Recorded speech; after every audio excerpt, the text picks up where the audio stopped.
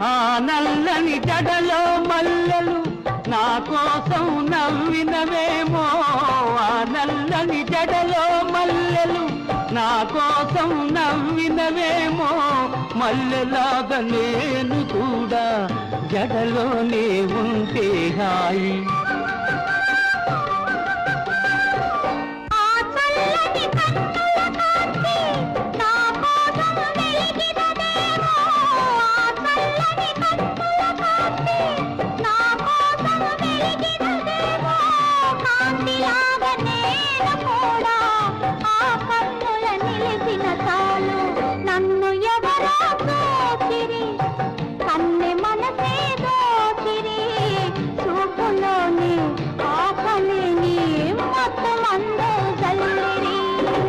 నన్ను ఎవరో తాకిరి